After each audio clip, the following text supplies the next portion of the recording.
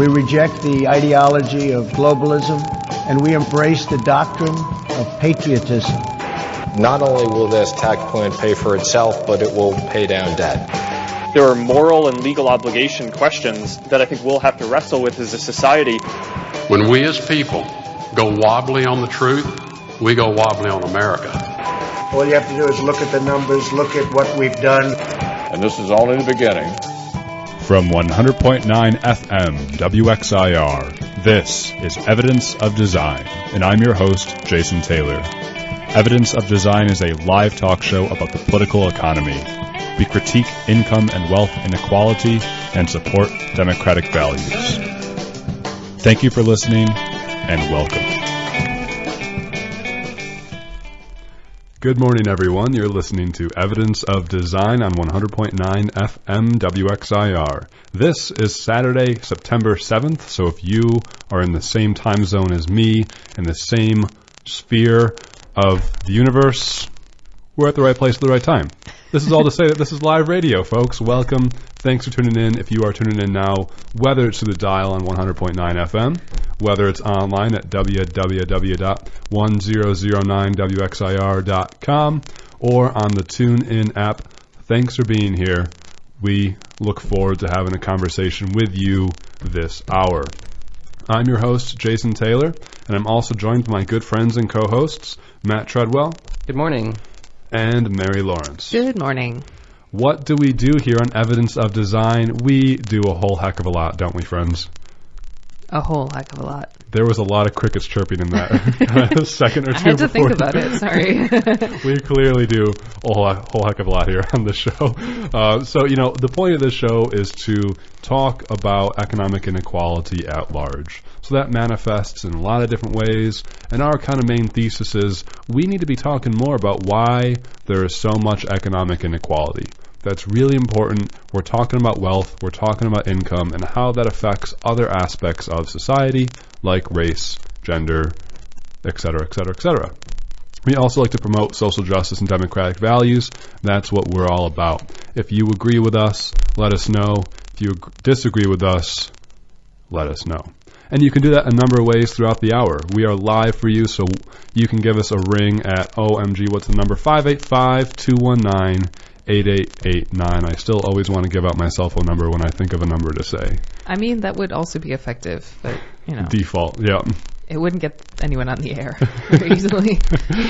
585-219-8889. Give us a call throughout the hour. Do not be shy. We are here for you. You're not going to interrupt us. You can also give us an email at radioeod@gmail.com, and on Facebook and Twitter, we're at Radio EOD. Lots of ways to participate. And what are we going to be participating in this hour? We are talking about recycling in the United States and abroad. So I'll be honest with you. My whole outlook on the world has changed over the past kind of week as I'm getting into looking more at recycling systems. And we've talked on the show before how it can be really depressing to talk about like climate change and whatnot, because it seems like whatever you try to do is a moot point. Like, oh good, they're banning plastic bags. It takes like way more energy to produce reusable bags than it does to make plastic bags, so you're kind of screwed anyways if you're going to be using reusable bags. And there's like a lot of that stuff going on when you think about climate change. Unfortunately, looking at the recycling system, it seems like it's kind of a similar conversation. So we'll talk about what is recycling, how does it work, why do we do it, and what's going on right now if there are seismic shifts happening in the recycling industry that I really didn't know much about, and perhaps you didn't either. And so that's kind of what we're focused on today, is recycling. Do you do it? What does it mean to you? Do you not do it? Why is that? And why should we be having this conversation? Why it's important? One more thing on that. Why have we as individuals become the most responsible people for taking the initiative to recycle? Yeah, and that ties directly into the thesis of our show, Mary. Great point. Why is it that we even need to be having this conversation as individuals? How come the responsibility on environmental stewardship is placed on us as individual people, as opposed to the corporations and companies and the machinations of global capitalism that is actually the thing most responsible for our environmental crisis to begin with? And that will be the crux and the anvil of this conversation today. Why are we doing this fight as opposed to having companies do it for us? Ready to take it away? Ready. Let's do it.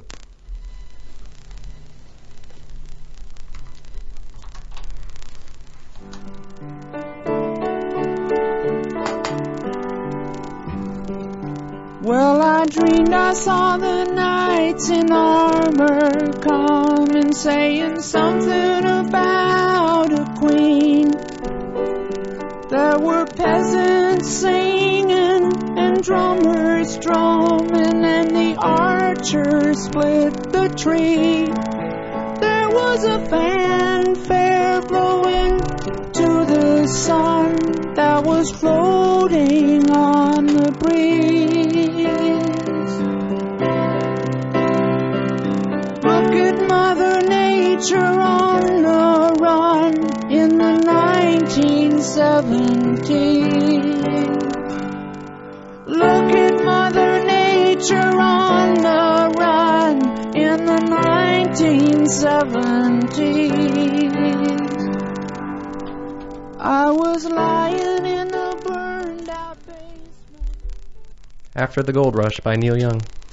And this is 100.9 FM WXIR in Rochester, New York. You're listening to Evidence of Design. We're talking about recycling today. A little bit after the Gold Rush, when recycling started. Matt, Mary, did either of you recycle? Yes. Yeah. To what extent do you recycle? Poorly, I discovered. What does recycling mean to you, Matt? Like, why would you identify that you recycle?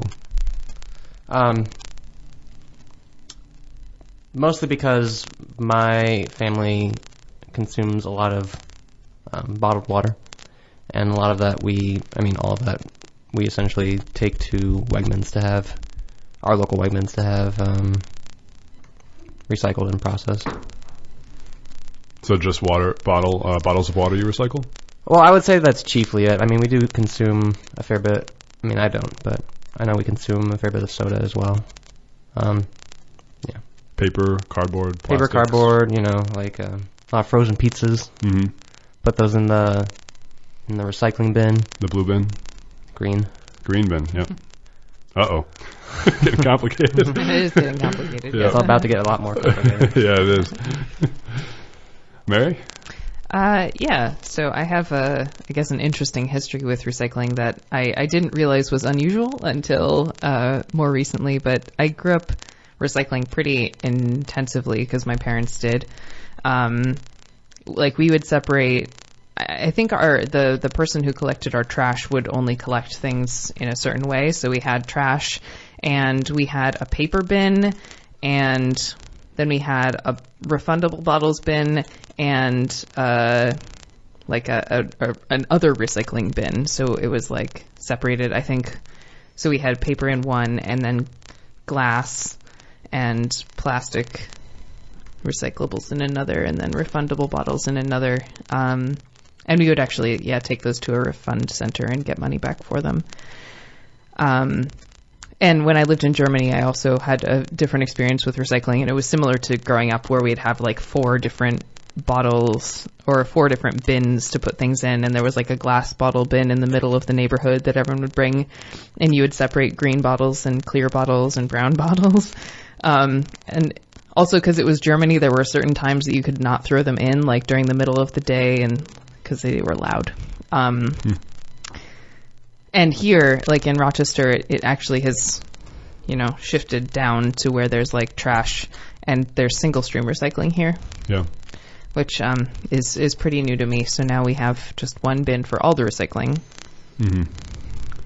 So I think from my experience, I'm a little closer to Matt. It sounds, Mary, like you've seen recycling, for your childhood. It was a much more part of your childhood, and also you've gotten to see recycling systems in different countries. Yep.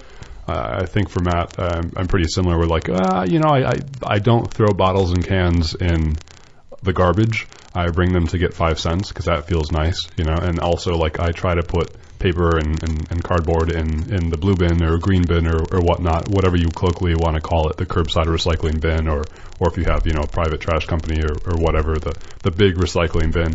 But otherwise, in general, not so much, not part of my upbringing. For my family, sort of half of my family throws everything out. They just don't recycle anything. And the other half kind of recycles too much, where they're putting things in the recycling bin that like isn't recyclable. And so it's kind of it's sort of two problems, but actually somewhat related. Both equally as bad, I found out. Yes, both equally as bad. And oh man, so I'm doing something for my work that has to do with recycling, and this has really prompted me to think a lot more about recycling, to actually research it, because I was born in the early 90s, and by happenstance I believe in like 1992 New York State, it was mandated down from the governor that like localities had to have some sort of recycling system set up.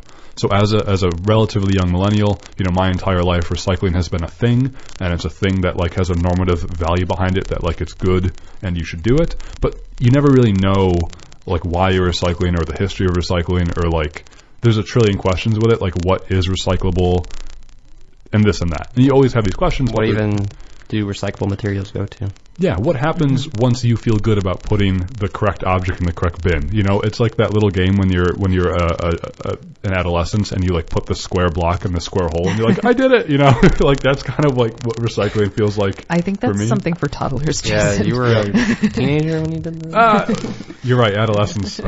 As someone who has thought and works a lot with children, I clearly know my developmental stages. Jean Piaget here.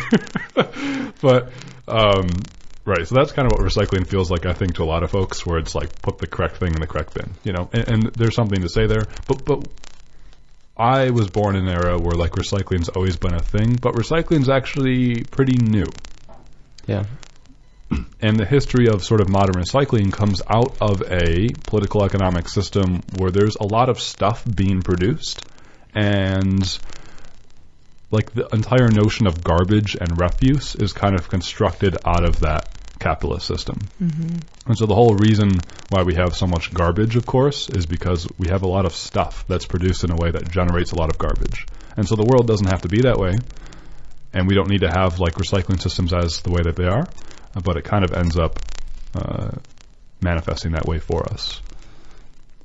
And so something that blows my mind thinking about recycling is that when you're recycling, you're actually contributing to the extension of that industrial production system.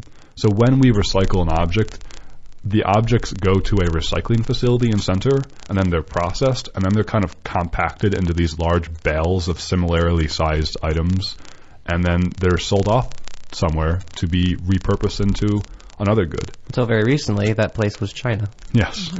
Wait, yes. Let's hold up there for a second. So there are people who want to buy trash. So who want to buy recycled items. What do they do with those things? They try to repurpose them into other goods so that they can be sold. And these goods are oftentimes goods that make us feel good about ourselves, like, 100% recycled toilet paper or 100% recycled toothbrush material. And then you buy that and you feel good about it. I read somewhere, too, that like fleece clothing is made out of old plastic, which was not something I knew. Yeah, so various types of like socks and fleece are actually remade from like old plastic containers and jugs. And so you can actually repurpose the item into something entirely else. And this is the really interesting thing when we talk about recycling, because that's all good on principle, right? We totally want to be able to repurpose our refuse into something that we can then reuse. And that's totally great. But like the larger context of the recycling system itself is actually a lot more, I think, maybe not insidious, but there's a lot more going on that's perhaps troublesome. And a lot of it comes down to profit. Yes. So the whole purpose of how the recycling system is set up is based on profit. So it is based on the capitalist logic of we're only doing this in this particular way because it can generate a source of profit for oftentimes private companies, but sometimes even for public governments. And so that is where it gets really interesting. And so Matt, you brought up something that kind of is a current event that hinges upon this entirely recycling discussion that we're having today, and that is something called the National Sword Policy that China implemented at the end of 2017 and was effective January 1st, 2018. Quite the dramatic title. Have you heard of that policy, Matt, before this show? Maybe. It's vaguely familiar, but I would not say that I was overly knowledgeable about what it meant. How comfortable giving an overview of what that is?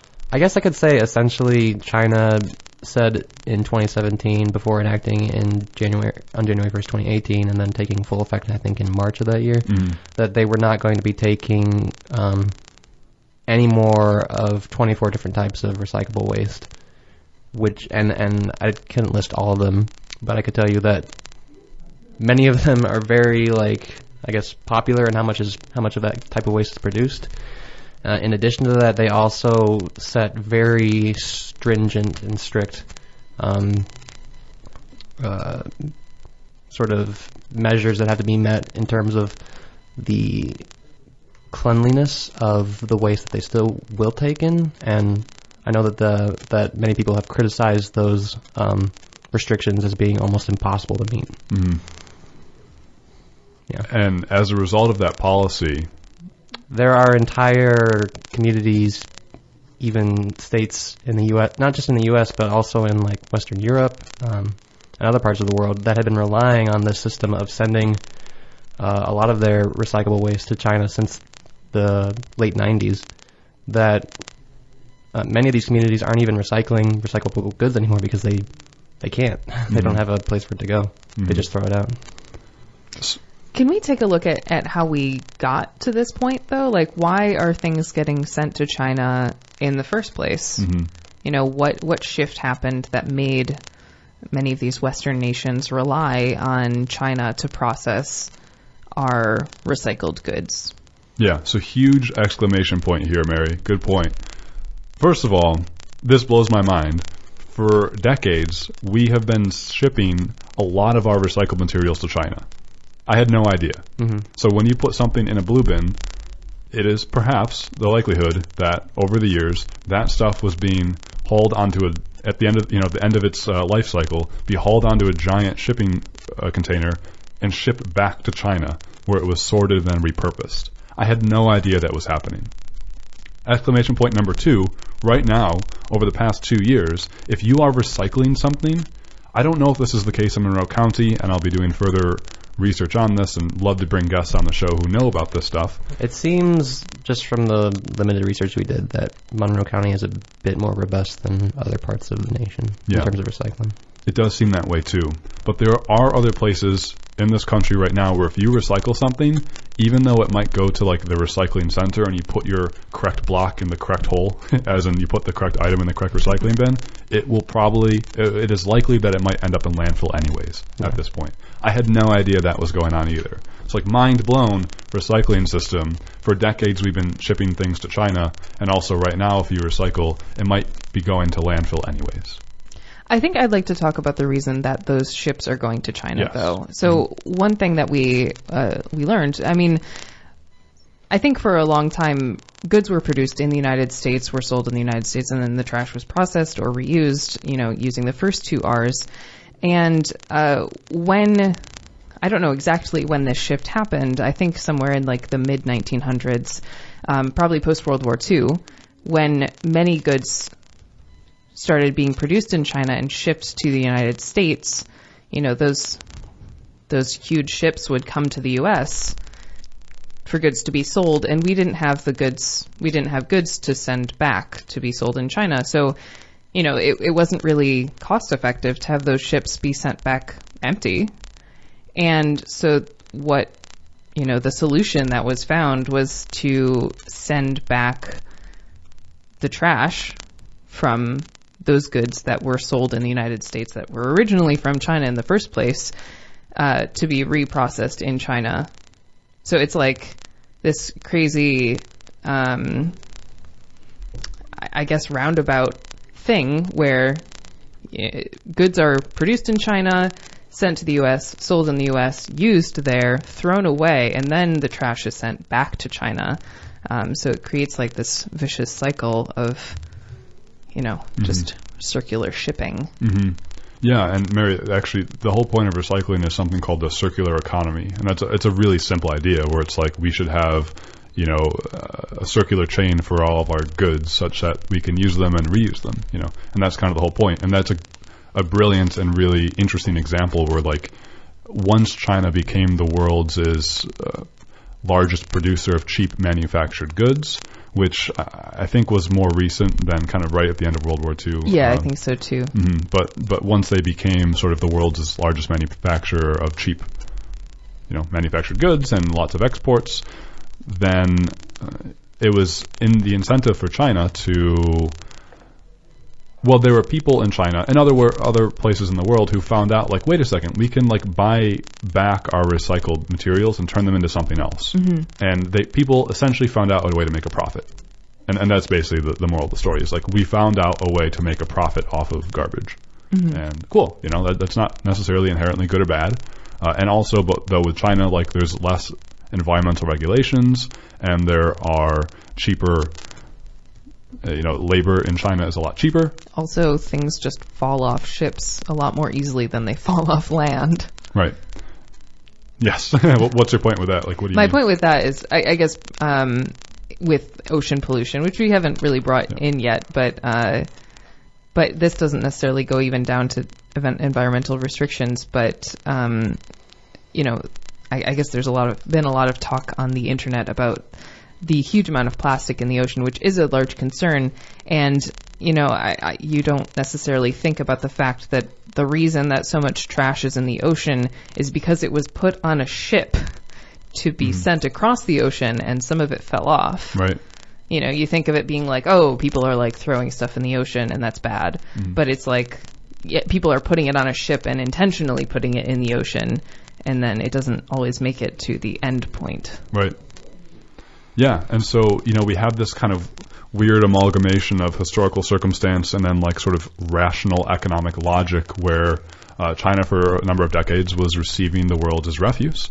And that changed starting in 2017 because we know that in China there's a lot of environmental worries with the smog and whatnot, and the government really wants to clean up a lot of the pollution that's happening there. And so they said, look, we're not going to be buying the world's as garbage anymore.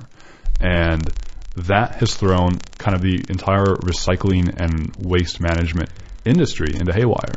And this is where we are right now. I also read that there was some speculation that the Chinese government doesn't want to be seen as the sort of dumping ground of the world as well.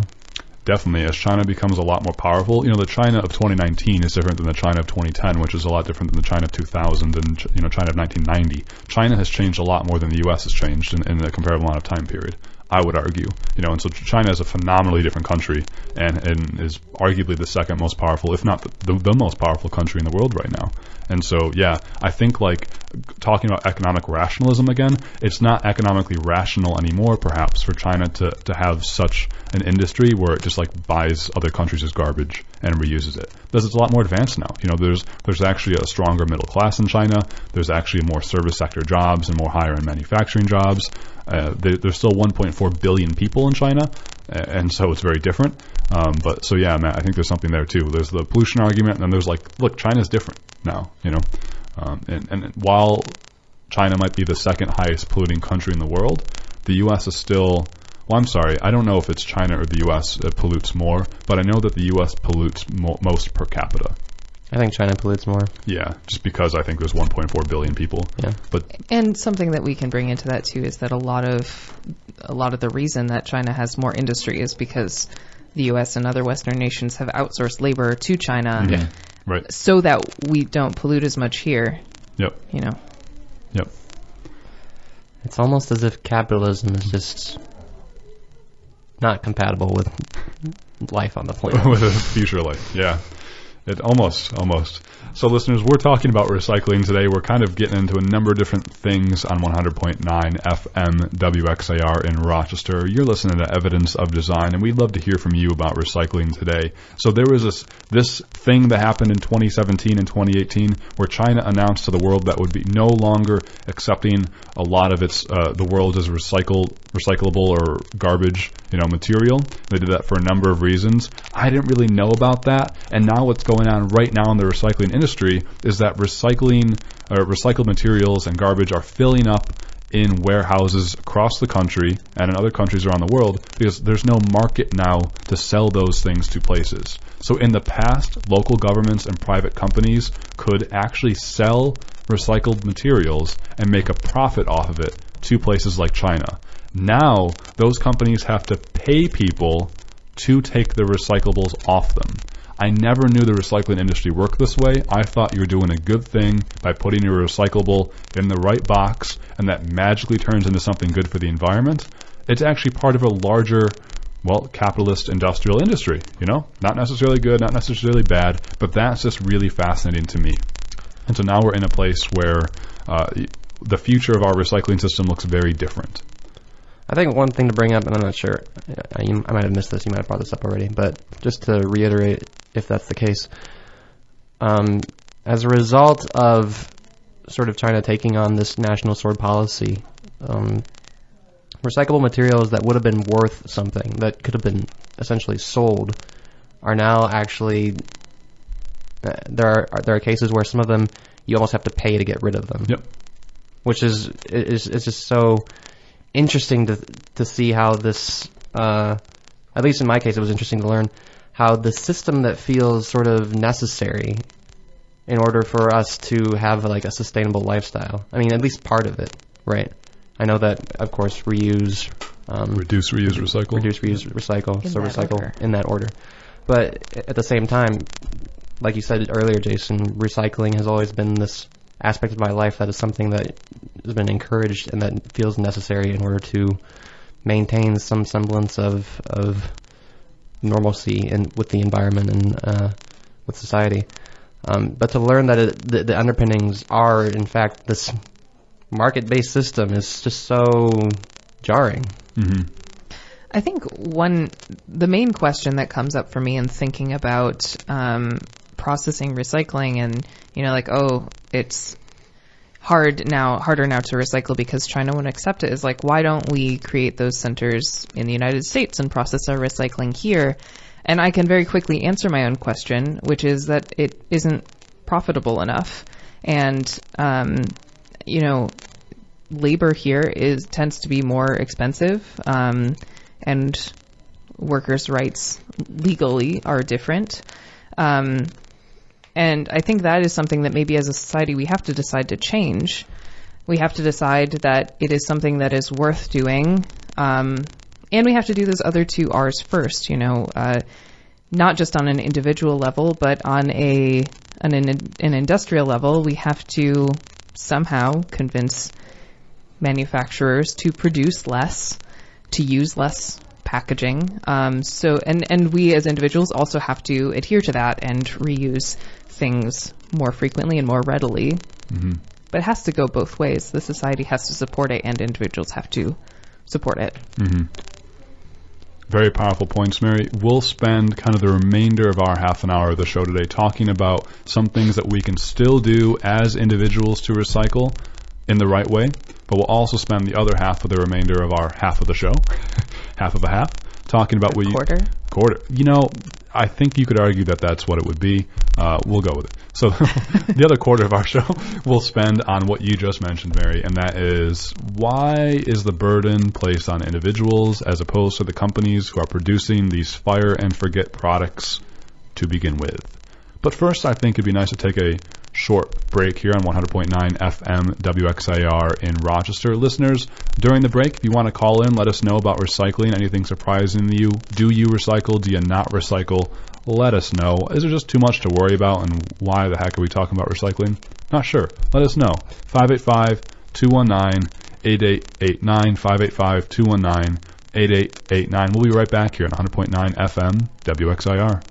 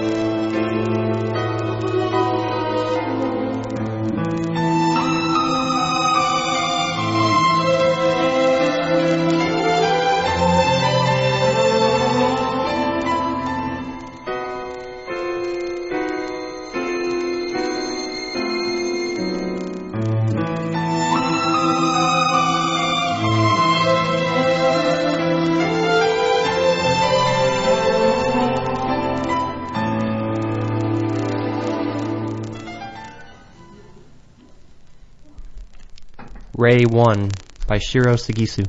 And this is 100.9 FM WXIR in Rochester. You're listening to Evidence of Design. We're talking about recycling today on this show, and some of the changes going on in the recycling industry that I found really surprising, and just learning more about the recycling industry itself, I have found pretty exciting. So Matt, we talked at the start of the hour like how you and I recycle, and you mentioned, you bottles and cans, you drink a lot of bottled water, and there's some frozen pizza boxes you can recycle.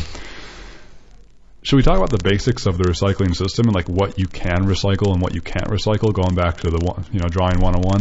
If it'll get off the very embarrassing topic of my diet, then yes. It's just bottled water, frozen pizza. Could be soda, man. Could be soda. That's all right. Is it cheese pizza? Or just got some meat on there? Or, It's like I can't remember what it's called right Red now. Baron? No. It's got like sausage and other stuff on it. There you go. You eat more than that. Yeah. No, I've actually cut back on that stuff a lot. Yeah. I'm just messing Twice a week. Yeah, just Monday through Friday. Get through the work days. So how our recycling system works. So actually, I think in Monroe County, I'm sorry, let me back up one more time, listeners. Sorry for rambling so much. The recycling is up to localities, and so it is very dependent upon various parts of the country how your recycling system works. And so whenever I'm talking here, it's going to be kind of based on generalities. And in Monroe County, we have, in general, kind of, the city has a recycling program, and then the suburbs, to my knowledge, have a lot of private recycling programs and waste management programs.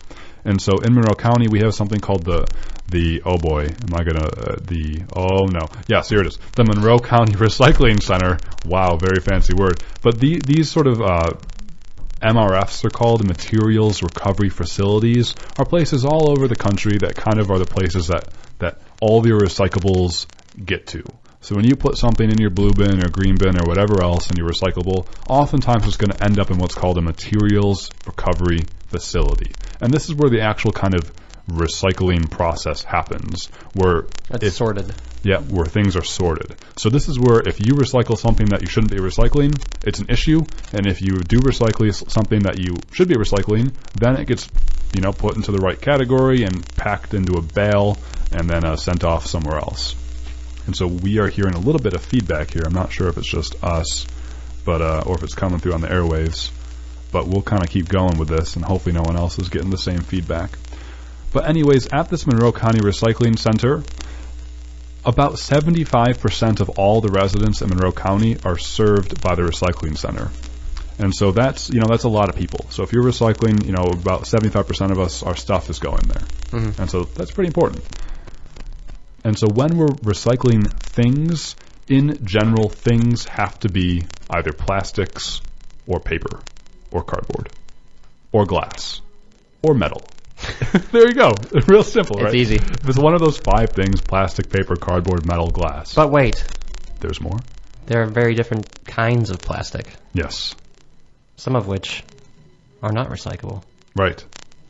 Like egg cartons. Which is styrofoam. In some cases, clamshells. Yes. Like the kind that your salad comes in. Yeah, if you go to Wegmans Catering or whatever, usually prepared foods come in the plastic clamshell containers. Sometimes those aren't recyclable. How do you know if something's recyclable? It's complicated. It's complicated. I guess one sort of rule of thumb that I think is helpful is shape often plays a pretty significant role. So things like bottles, jugs, jars are typically, more often than not, you're able to recycle. Something that's a bit more, I guess, like we've mentioned, clamshells or I'm trying to think. Oh, yogurt containers. Yeah, yogurt. Which Monroe County actually you can recycle through the Eco Park. Yeah, I think the Eco Park is a place that accepts it too, and I think even our recycling center in Monroe County accepts most yogurt containers. Yes, but that's not always the case. Not always the case. Yeah. And so, in general, the sizes matter. Basically, if you're talking about, the big things like laundry detergent, gallons of milk, bottles of water, tubs of whatever food product in general is recyclable. If all you do is recycle the things that are most obvious to recycle, you're probably doing a better job than most people. Most people, exactly. Because there's something out there, Matt. There's something called, it has a number of names. You know, it can be called wistful recycling, aspirational recycling, or like wish cycling. Mm-hmm. And I found that to be a really interesting idea. And remember when at the top of the hour I said like half of my family recycles things that they don't need to be recycling. Right. And the other half doesn't recycle at all. Well, the half of my family that recycles things that aren't really recyclable, that's essentially called wish cycling. Which is just as harmful, if not more so, than not recycling anything. Yeah, totally. And because what happens if you're someone who wish cycles, if you throw something in a recycling bin that isn't recyclable, such as a plastic bag, right? A pretty easy example, the trillions of plastic bags that there are out there. If you put a plastic bag in a recycling bin, even if your plastic bag is wrapped actual legitimate recycles, what happens is that can go to the recycling facility and they might just throw it out carte blanche because it is contaminated with not recyclable materials. Or if it, slips through the process, then what might happen is it can jam up the gears and the physical gears in the recycling center, and it can slow things down and, cost a lot of money and just sort of break stuff. The thing is that different facilities are built in a certain way to process specific materials. And so there are just cases where, especially with plastic bags, as Jason mentioned, and also with smaller plastics like pill bottles, for example, over-the-counter pill bottles. These things can get stuck in the machinery that is purposefully designed to process larger materials, milk cartons, for example, where you don't have to worry about that stuff falling through, say, like a conveyor belt, for example. Mm-hmm. But when it does happen, it can lead to the plant getting shut down for extended periods of time. It can even lead to injuries. I know that there are people who try to recycle propane canisters, for example. That was one example given in the research that I did.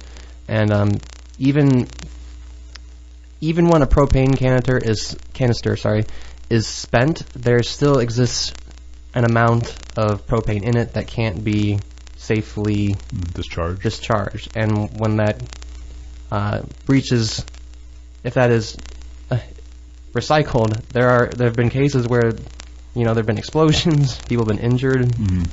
Well, yeah, there's an insane amount of pressure built up in those. Right. Mary, talk one more time real quick. I just said that there was a lot of pressure built up in the propane canisters, even if all the propane is gone. Excellent. Yeah, we're facing a little bit of feedback in the station here, so just trying to watch and make sure our mics are coming through. Yeah. Okay, we figured out the problem. Sorry, the magic of radio, folks. It's all magic. All right, we're good. So, thanks, Matt. Thanks, Mary. So, in doing research, too, there was an interview with this gentleman who runs a materials recycling facility, and he's like, every so often we get a bowling ball coming through. He's like every couple of days. Yeah, he said every couple of days. And I thought that was like a euphemism for something, or he was being figurative, but no, bowling balls. So I'm just imagining like bowling alleys, like just chucking these bowling balls in their blue bins, just like dang it, they're recyclable, right? So here's the point about it. We could talk a lot more about all of this, but for the time that we have, here's the point. So these recycling facilities that are set up by private companies or governments, the thing about them, some things are recyclable, some things aren't. Every single thing on this planet is recyclable, if you want to define that as you can reuse something. The problem is the economy at scale at which it can be reused. So our recycling facilities do not accept plastic bags in the way that they are currently built. It can jam up the gears, and they're just not recyclable in the way that they're set up. You can bring them to places like Wegmans or whatever, and I don't know, for example, where Wegmans brings all of their plastic bags that people recycle. You can bring them to the Eco Park, which is another place in Monroe County, and I don't know where those things, where they go.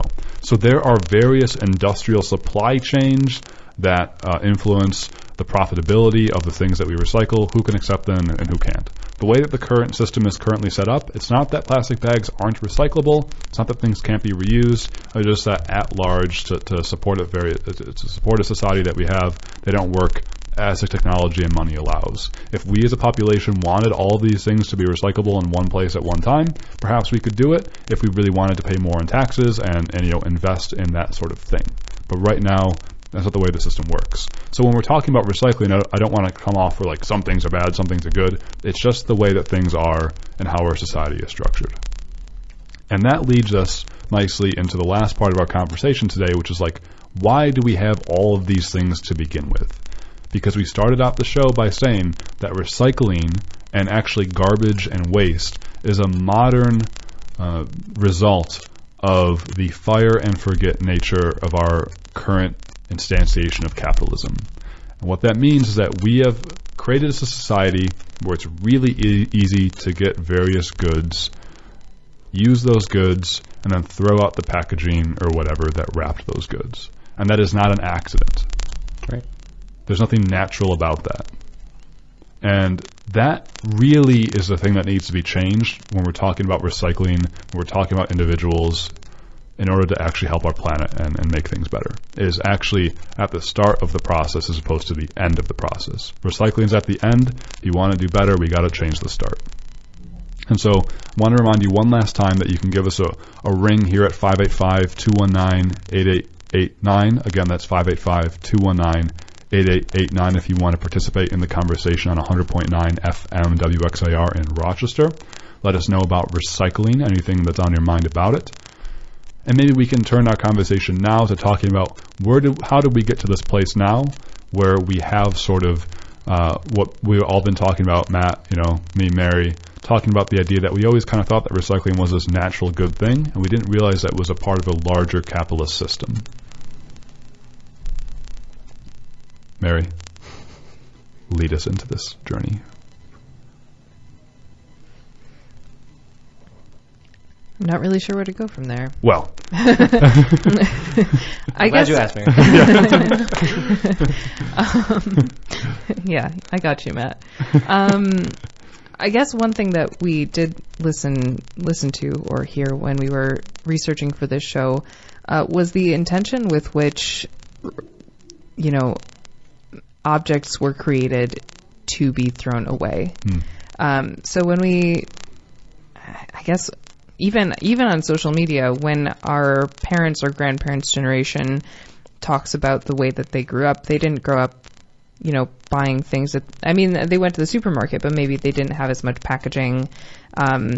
Milk bottles were reused, and all those everyday objects where they had food or other goods didn't come in packaging the way that we understand it now. And so that change had to be created. So, we haven't had decades of centuries of humanity where we've been throwing stuff away and it's been building up. It's only really been the last several decades. And that's actually on a great scale, not that long. No. Yeah. I didn't come across anything like this in researching. I just didn't think to look for it. But I think if you looked at the number of just disposable plastics being created in America or being consumed by Americans within the past 50 to 70 years, I think you'd find that it skyrocketed at some point. Mm-hmm. And where that started to happen was when, Mary, you're talking about maybe our parents' generation. Again, if we're in our mid-20s, our parents' generation, there was a lot more things packaged in glass, let's say, or even metal.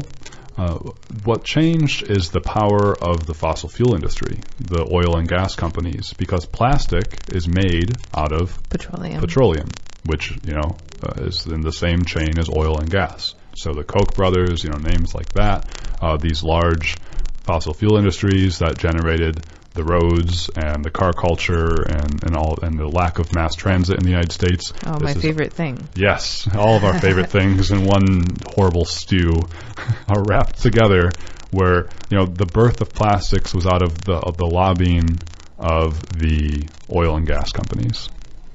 And so that's why so many things are produced in plastic nowadays. And also, individuals are to blame. We're to blame for wanting the convenience of fire and forget. To an extent. But it's just been so, I guess, out of our hands, I feel. Like, it's easy to accept convenience. It's easy to think that, like, oh, there's a real, I think, it's a very American thing, I think, to think that to convince ourselves that individual responsibility is necessary in every sort of situation.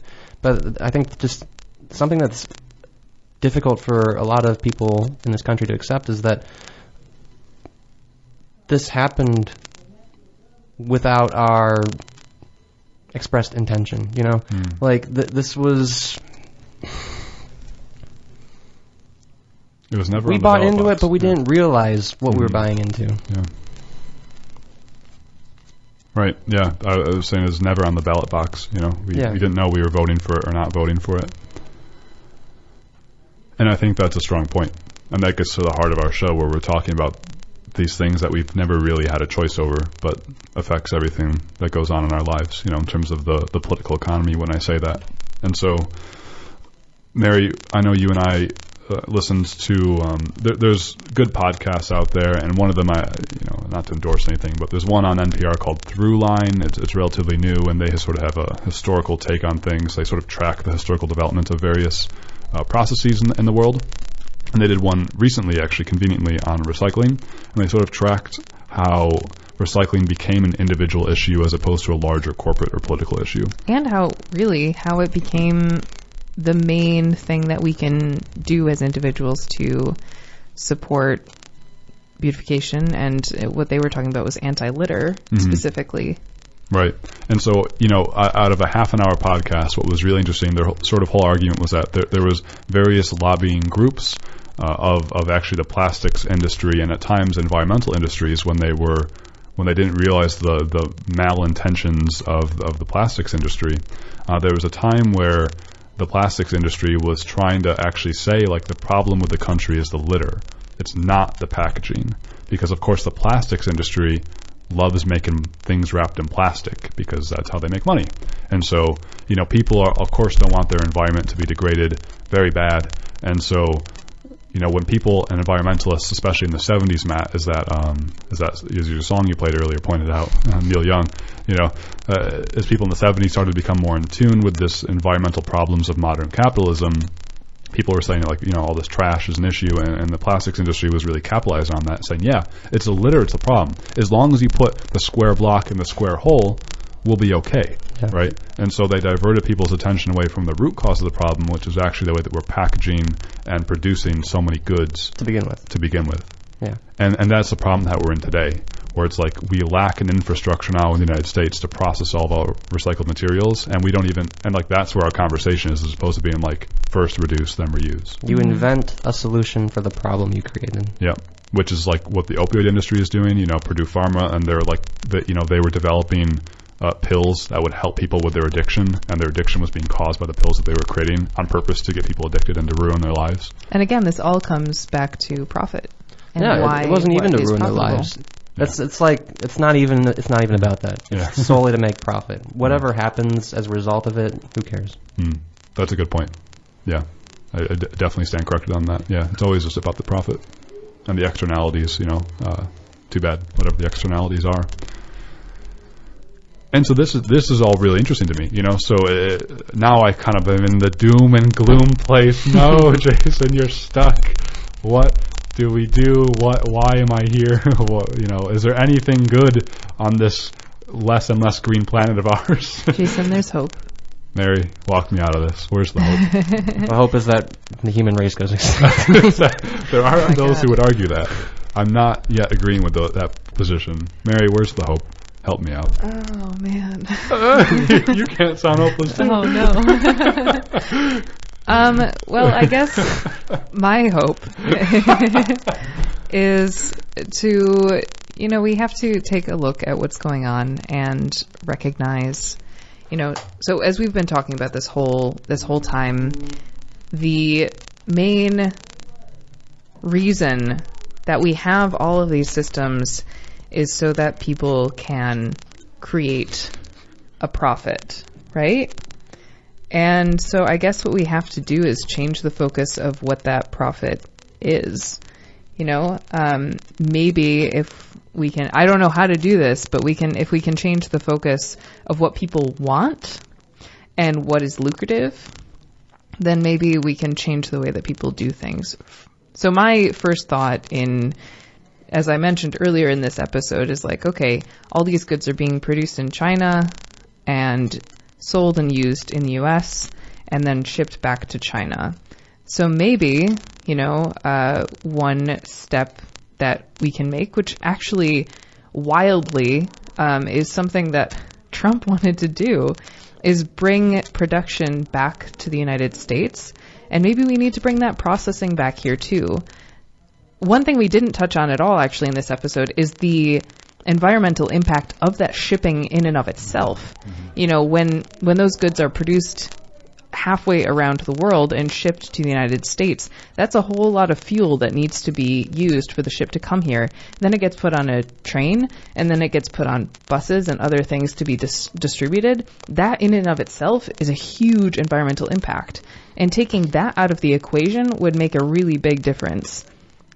The plastic part aside, So one thing that I think there is a movement for already, but needs to be even greater, is the effect of buying things locally and buying less.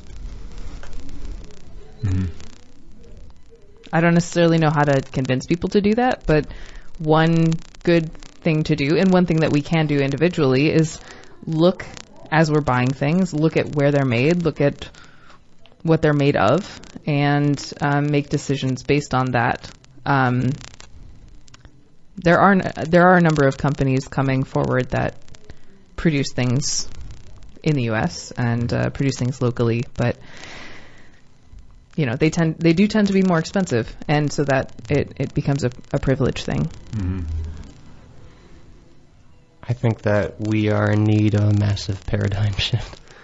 I think that we just need to understand that there are aspects of our society that do not, no matter whether or not they're profitable or not, they don't need to be based around market systems, that we just need to invest in our future and recognize that there are things that we have to do to ensure not just the survivability of our species, but the survivability of the planet. And if that means that we have to take an economic loss in order to preserve that, then I think that we need to be okay with that. I think that capitalism does not solve everything. I think that it actually screws a lot of things up the way it's run right now. I think that there are more important things than making a profit.